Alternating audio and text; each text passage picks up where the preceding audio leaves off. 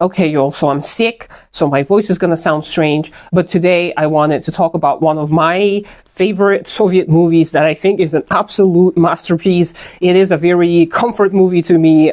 Just a few days ago, my husband and I rewatched it again because whenever I feel bad, I just want to watch something that's not going to annoy me in any regard. And this movie never annoyed me in any regard. I just love it so much. It is called Kin-dza-dza, and it is a work of Soviet fiction. It was made by one of the most prominent Georgian, from the Soviet Georgian Republic, obviously, at the time, film director, whose last name was Danelia, and he was very well loved. Some of the best movies made in the Soviet Union were directed by this person.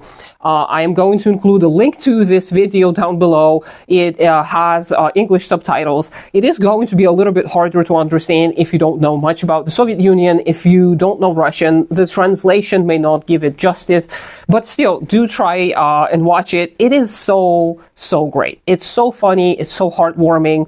It's a little bit thought-provoking too, because it's a good criticism of capitalism. It's a very simple one. It's a simplistic movie. It's like dark comedy, I think.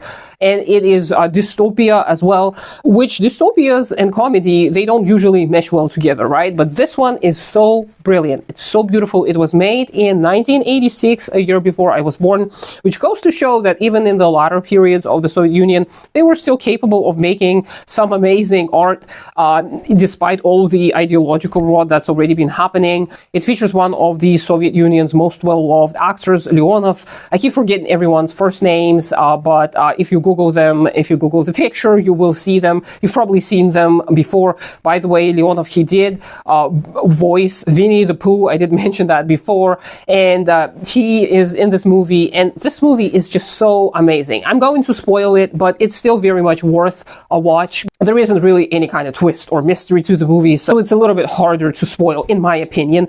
But the movie is set up in the present time to the author, to the creators of the movie, so it takes place in the Soviet Union, and the two characters, this one regular worker from the Soviet Union and a student, an exchange student from Georgian Soviet Republic, they happen to be approached by an alien, and they accidentally transport themselves to a different planet in a totally different system, and they are trying to escape that planet. They're trying to return to Earth. They are trying to return back to Earth, and their misadventures are portrayed in this movie. So the planet that they move to is a desert-like planet. It was filmed entirely in the desert. I will look it up and put the name of the desert right here. Maybe it was somewhere near where I live, because we do have some of the steppes in deserts like this. And the social order of the planet is very much capitalist. They have this very weird hierarchy, which is very hard to understand. They have this little device which points to you, and then there is a little light that lights up, and depending on what color lights up, you are assigned in a hierarchical status. And there are very funny little moments where you have to greet people that are of a higher status using the infamous cool type of thing, which was everybody's favorite when the movie first came out. It was such a sensation, and it's still very well loved. So the words cool and Q are the main ways the people on this planet communicate.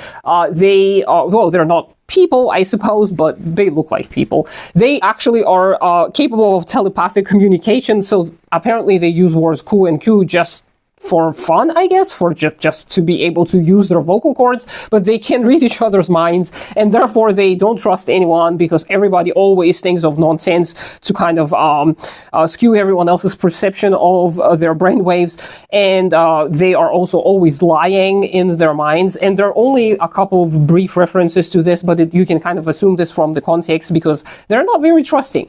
So the two humans who are on this planet, which name I'm going to insert here because I don't remember off the top of my head, and they stumble upon these two traveling actors and they together endure all kinds of misadventure. And this movie is just so funny. It is the type of humor is kind of dry and ironic.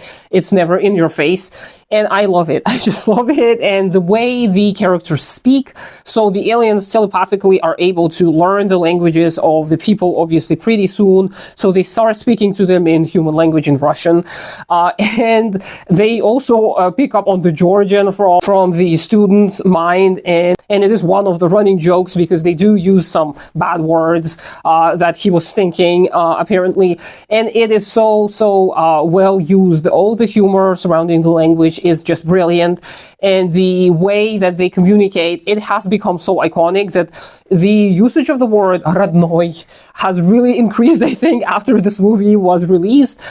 People in the former Soviet lands, they did use the word родной, which means close relative or somebody who you hold near and dear to you. So it's somewhat of an equivalent of the word dear, but it is not something you would say lightly. Usually people still use that to refer to their like husband and wives.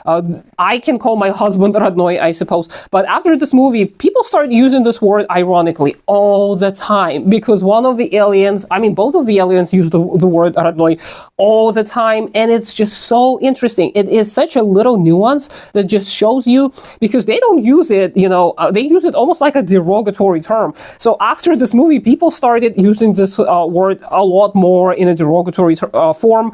Of course, they did that in the past as well, just like any kind of word can become used ironically in the opposite sense. It's a very common linguistic occurrence. So I thought it was so effectively executed that it became a cultural phenomenon almost entirely on its own.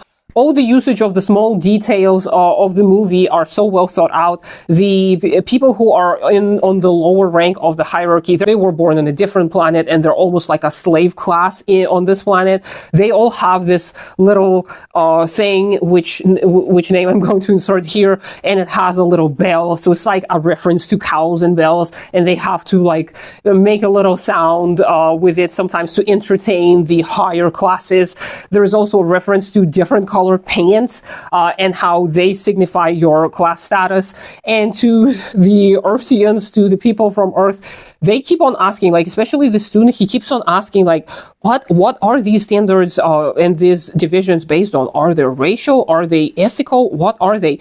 And it's such a funny moment, and I think it's such a good piece of propaganda too, because when he keeps on asking this question, one of the aliens tells him like, can't you tell apart colors? Like, when I shine this light on you, this is the color that it shows.